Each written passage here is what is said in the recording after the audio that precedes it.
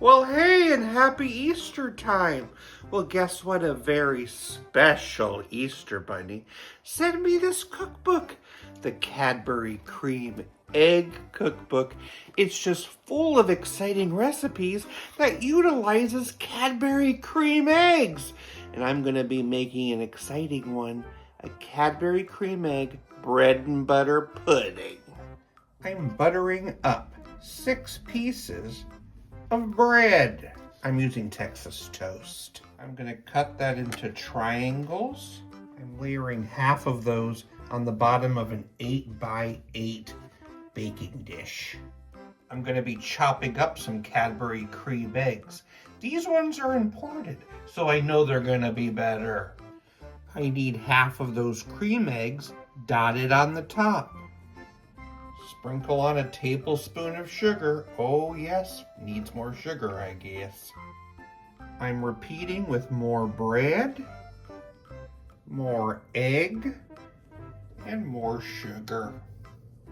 In a bowl, I need 2 eggs and 2.5 cups of milk. Give it a whisk. Pour that on top, covering that bread, and then let it soak for an hour. The cream egg was invented in 1963 by Fry's, a British chocolatier. The name changed in 1971 when Fry's was bought out by the Cadbury Company. It's a white chocolate egg. It is a milk chocolate egg with a yellow and orange.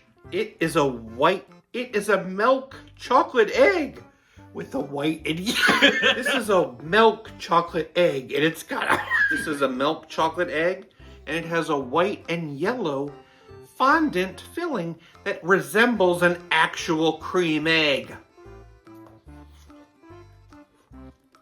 An actual egg.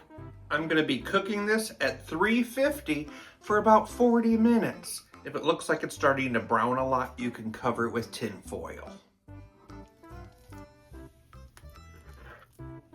Cadbury Cream Egg bread and butter pudding.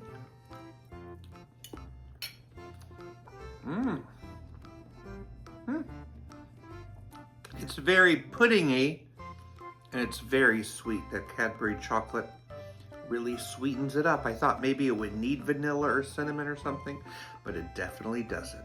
It's a nice, sweet Easter treat. I'd give it a 7 out of 10.